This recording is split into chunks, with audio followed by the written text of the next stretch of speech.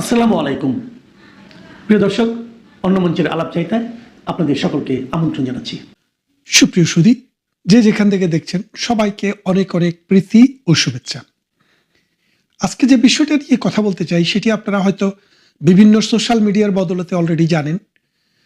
বাংলাদেশের জনপ্রিয় নেত্রী, আওয়ামী লীগ প্রধান, যিনি বর্তমানে ভারতে আছেন, প্রধানমন্ত্রী শেখ হাসিনা শুক্রবারে 23শে জানুয়ারি একটি সংবাদ সম্মেলনে লাইভে যুক্ত হবেন। লাইভ বলতে সেটি অডিও লাইভ নয়, সেটি ভিডিও লাইভ।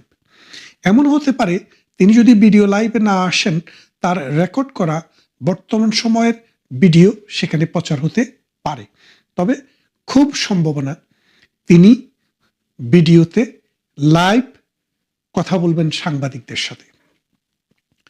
এফসিসি নামে একটি সাংবাদিক সংগঠন এই সংবাদ সম্মেলনটি আয়োজন করেছে। প্রধানমন্ত্রী শেখ হাসিনা কেন এই সময়ে সংবাদ সম্মেলনে বক্তৃতা দিচ্ছেন বা দেবেন, সে বিষয়টি নিয়েই কিন্তু একটু পর্যালোচনা করতে চাই, একটু আলাপ করতে চাই। আপনারা জানেন গতকাল থেকে ফেসবুকে, ইউটিউবে সব জায়গায় ওবায়দুল কাদেরের একটি বক্তৃতা আপনারা দেখেছেন। সেটি আগের নয়, বর্তমান সময়ের। কারণ গত কয়েকদিন থেকে সোশ্যাল মিডিয়াতে কন্টিনিউয়াস খবর আসতেছে যে ওবায়দুল কাদের সিরিয়াসলি তিনি এখন কোমায় আছেন, তিনি এখন আইসিইউতে আছেন, সিসিইউতে আছেন এবং তিনি আর ফিরবেন না। কেউ কেউ আরো একটু বাড়িয়ে তিনি হয়তো বেঁচেই নেই, এইরকম কথাও বলছেন। তো এইরকম কথা শুনতে শুনতে ওবায়দুল কাদের যখন বিরক্ত হয়ে গেলেন, তিনি ওই কাদম্বরী মরিয়াই প্রমাণ করিলেন তিনি মরেন নাই। তিনি এসেই তিনি প্রমাণ করলেন যে তিনি বেঁচে আছেন, তিনি সুস্থ আছেন। তার একটু অসুস্থতা হয়েছিল, নিঃশ্বাসের কষ্ট হয়েছিল, তিনি ডাক্তার দেখিয়েছেন, কথা হয়েছে, ওষুধ খাচ্ছেন, ভালোই আছেন। তার মানেটা দেখেন, বাংলাদেশে যে ওবায়দুল কাদেরেরা, প্রধানমন্ত্রী শেখ হাসিনা, আওয়ামী লীগের বড় বড় নেতা যারা আছে, তারা বেঁচে থাকলেও, তাদের দেশে থাকলেও বাংলাদেশের বর্তমান সময়ের যে সরকার, বাংলাদেশে যে মৌলবাদী জঙ্গি গোষ্ঠী, বাংলাদেশের যে স্বাধীনতা বিরোধী গোষ্ঠী এনসিপি নামে যে নাস্তিক গ্রুপ, এরা কিন্তু ভেতরে ভেতরে আত্মায় কামড় পড়ে যায়, কখন আবার ফিরত আসে তারা। তো সেই জন্য ওবায়দুল কাদের জানান দিয়েছেন। ঠিক তেমনি প্রধানমন্ত্রী শেখ হাসিনাকে নিয়ে আমরা বহু রিউমার শুনছি, আপনারা শুনছেন, অথচ তিনি প্রতিনিয়ত, প্রতি সপ্তাহে পৃথিবীর নানান প্রান্তে, নানান দেশে, ইনক্লুডিং বাংলাদেশ, বিভিন্ন গ্রুপে এসে তিনি বক্তব্য রাখছেন।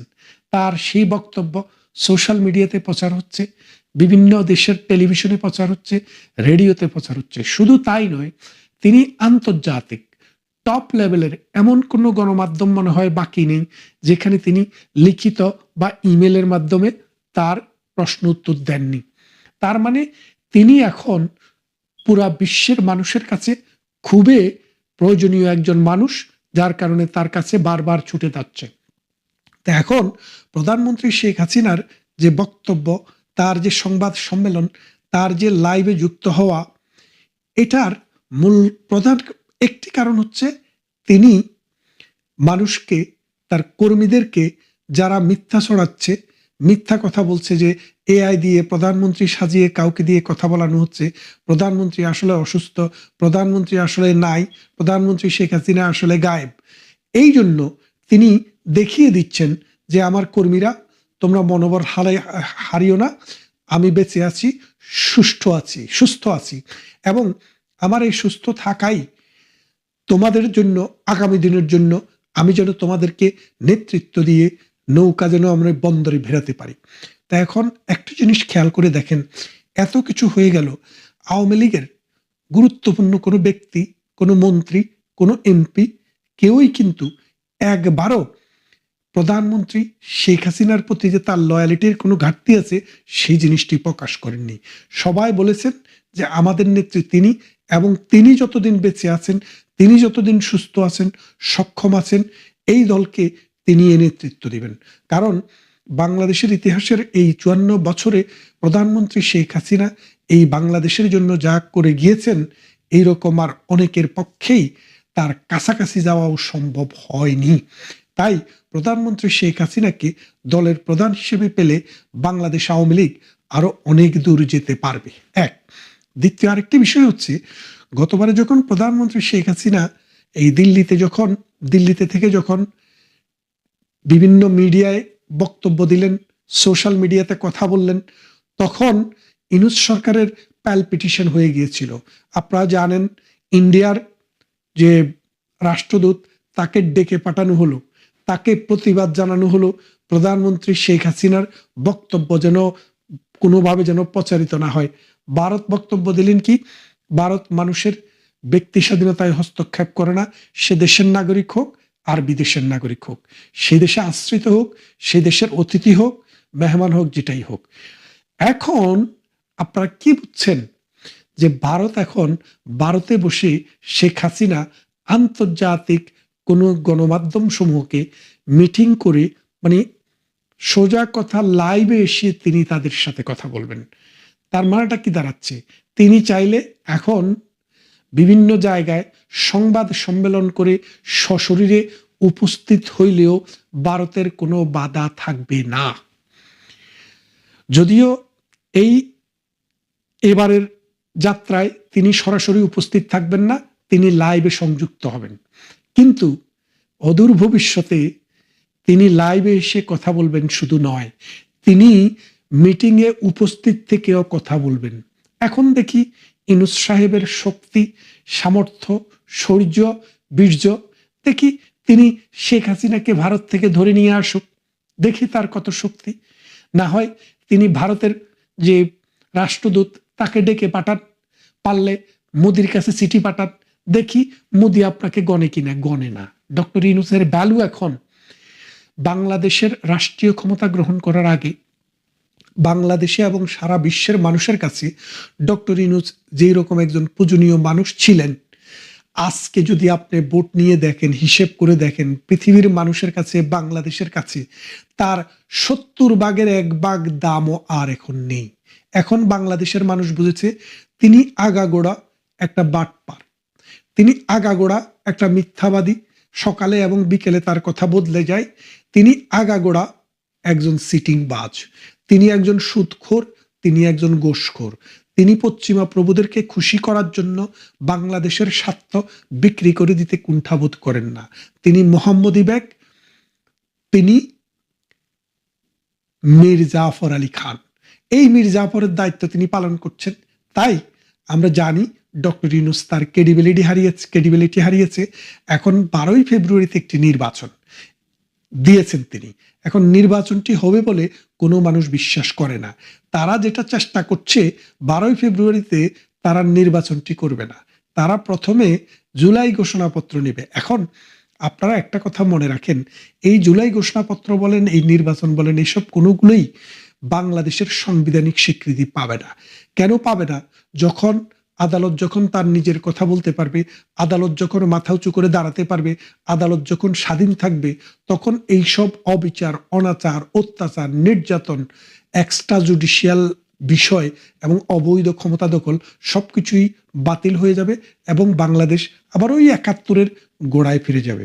তাই প্রধানমন্ত্রী শেখ হাসিনার এই 23 তারিখের যে সংবাদ সম্মেলন, এটি বাংলাদেশ এবং ভারতের দুই দেশের যে সম্পর্ক, এই সম্পর্কের ক্ষেত্রে, কূটনীতির ক্ষেত্রেও কিন্তু একটি বড় এসিড টেস্ট। কারণ ভারত সরকার দেখেছে ভারতকে বাংলাদেশ ইচ্ছা করেই শত্রু রাষ্ট্রের তালিকায় ফেলেছে। ভারতে তার ক্রিকেটাররা খেলতে যাবে না, কিন্তু ভারত থেকে তেল আমদানি করা হবে, ভারত থেকে চালও আমদানি করা হবে, কিন্তু ভারতে ক্রিকেট খেলতে যাবে না। তার মানে পায়ে পাড়া দিয়ে যে ঝগড়া করার যে ধরন, সেই ধরনের কারণে ভারত এখন ওয়ান সাইডেড। আমরা যা ইচ্ছা তা করব, দেখি বাংলাদেশ কি করতে পারে, ইউনূস গং কি করতে পারে, ইউনূসের পান্ডা বাহিনী কি করতে পারে। এখন প্রধানমন্ত্রী শেখ হাসিনা একই সাথে আস্তে আস্তে করে 3টি বিষয়কে এক জায়গায় নিয়ে আসলেন। এক, তিনি যে সুস্থ আছেন, তিনি যে বেঁচে আছেন, তিনি যে এখনো নেতাকর্মীদের জন্য কাজ করছেন, সেটা জানান দিবেন তিনি এই সংবাদ সম্মেলনে লাইভ যুক্ত হয়ে, এক ভিডিও, অডিও নয়। দ্বিতীয়ত, তিনি বাংলাদেশের এই যে আসন্ন নির্বাচন, এই নির্বাচনটি যে একটি ভুয়া পাতানো একটা নির্বাচন, সে বিষয়টিকে ক্লিয়ার করে জনগণের কাছে তুলে ধরবেন। তৃতীয়ত, ভারত এবং বাংলাদেশের যে দ্বিপাক্ষিক সম্পর্কের ক্ষেত্রে শেখ হাসিনা যখন বক্তৃতা দেয় ভারতের বিরুদ্ধে, তখনই ভারতের রাষ্ট্রদূতকে ডেকে পাঠায়। ভারত দেখতে চায় বাংলাদেশ কতটুকু ডেকে পাঠাতে পারে, বাংলাদেশ কি করতে পারে, আমরা সেটা দেখতে চাই। এই তিনটা বিষয় কিন্তু একসাথে এখানে প্লে হবে। আর আপনারা যারা এই অনুষ্ঠানটি দেখতে চান, আশা করি বাংলাদেশ আওয়ামী লীগের যে অফিসিয়াল পেজটি আছে সেখানে সেটি লাইভ যাবে। আপনারা সেখানে ঢুকে যে কেউ অনুষ্ঠানটি দেখতে পারবেন।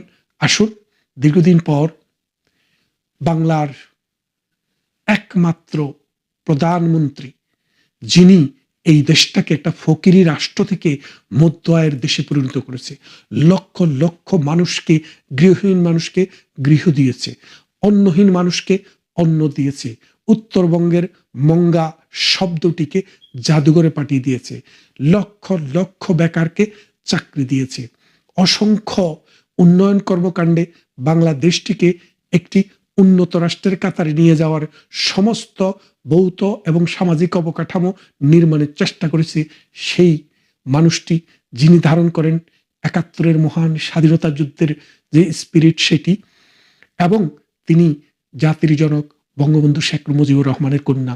আসুন আমরা তার বক্তব্যটি শুনবো, সবাই মিলে শুনবো এবং সেটি শেয়ার করব। প্লাস আপনারা যারা বঙ্গবন্ধুর অনুসারী, প্রধানমন্ত্রীকে দেখলে আপনাদের মধ্যে একটি অনুপ্রেরণা কাজ করবে। ধন্যবাদ সবাইকে। ইউনূস সরকারের বারবার প্রতিশ্রুতি দেওয়া নির্বাচনের মাত্র ৩ সপ্তাহ আগে বাংলাদেশ সেনাবাহিনীতে যে ব্যাপক রদবদল হতে যাচ্ছে, তাতে মনে হচ্ছে সরকারের রাজনৈতিক কৌশলে নতুন মাত্রা যোগ করা হচ্ছে। মার্কিন নতুন রাষ্ট্রদূত দায়িত্ব নেওয়ার সাথে সাথে এই রদবদলের সময়টির কোনো যোগসূত্র আছে কিনা তা নিয়ে প্রশ্ন তোলা যায়। এটি আন্তর্জাতিক এবং স্থানীয় রাজনীতির একটি জটিল সমীকরণে প্রতিফলনও কিনা সেটি গুরুত্বপূর্ণ।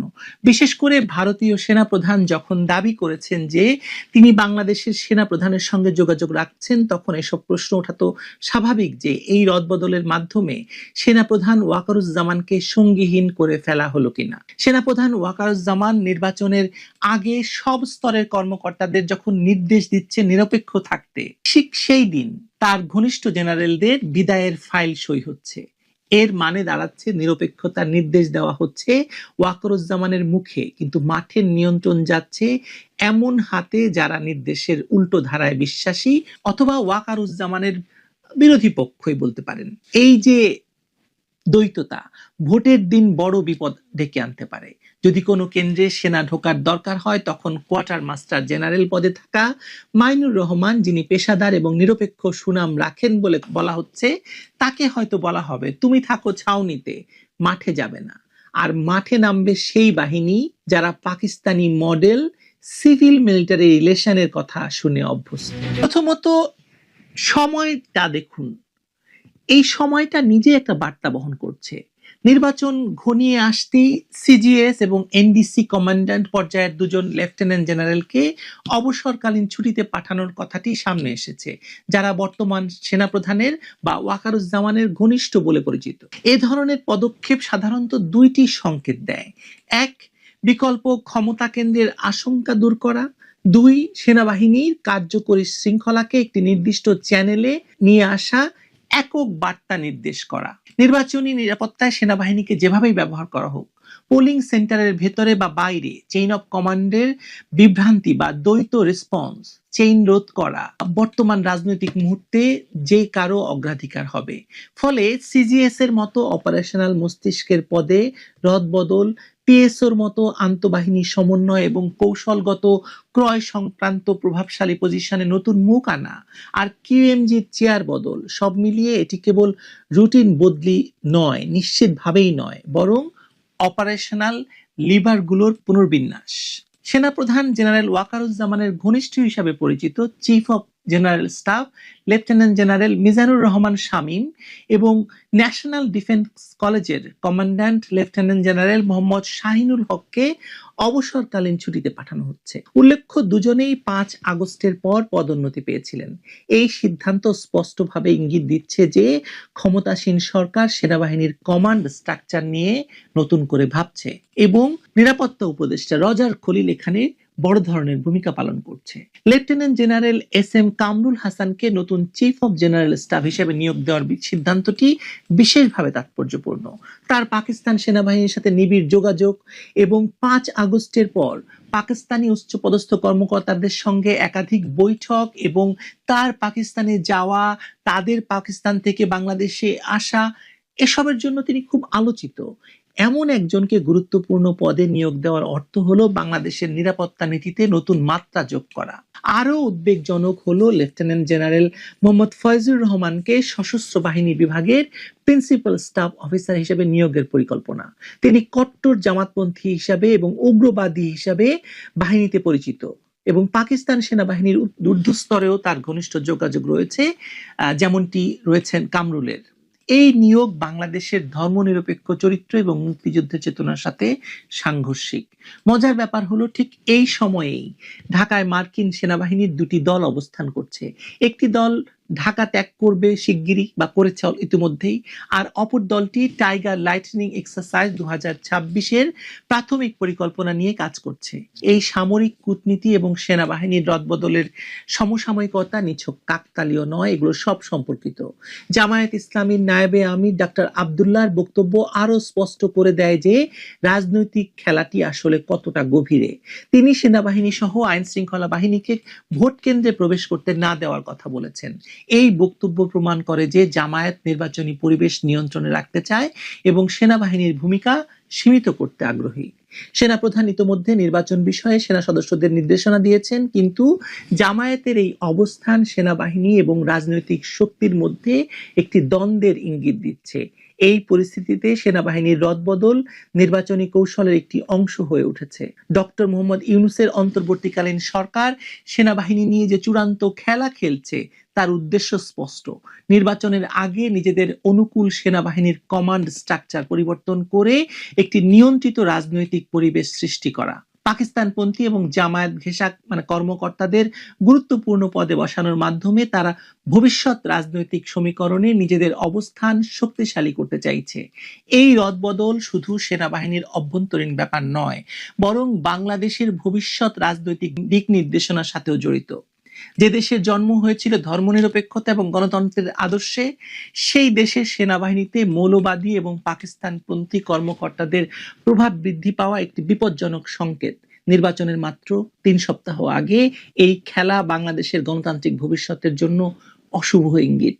চিফ অফ জেনারেল স্টাফ হতে যাওয়া SM কামরুল হাসানের পাকিস্তানি সেনা কর্মকর্তাদের সঙ্গে বৈঠকের ছবি অনেকদিন যাবৎ সামাজিক যোগাযোগ মাধ্যমে ঘুরেছে, যেখানে তিনি নিজেকে পুরনো বন্ধু হিসাবে পরিচয় দেন।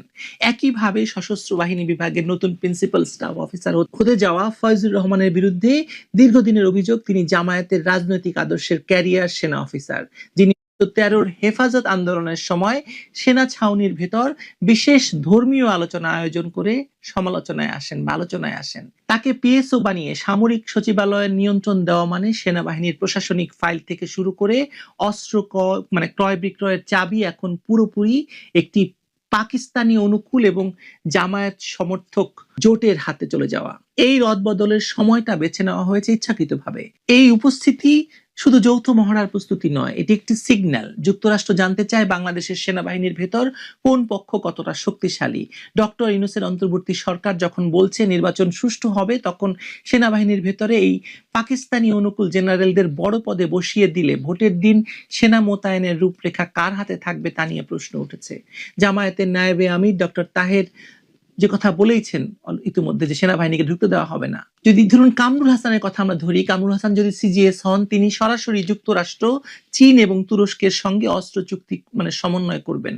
কিন্তু পাকিস্তানের সঙ্গে তার ঘনিষ্ঠতার কারণে একটি সম্ভাবনা তৈরি হয়েছে যে বাংলাদেশ হয়তো আবারও পাকিস্তানের কাছ থেকে MB2 ট্যাঙ্ক বা LOL এর মতো পুরনো প্ল্যাটফর্ম কিনতে যাচ্ছে, যাতে করে পাকিস্তানের সামরিক শিল্প বাঁচে এবং বাংলাদেশের সামরিক বাহিনীর লজিস্টিক পুরোপুরি পাক অনুকূল একটি সিন্ডিকেটের হাতে চলে যায়।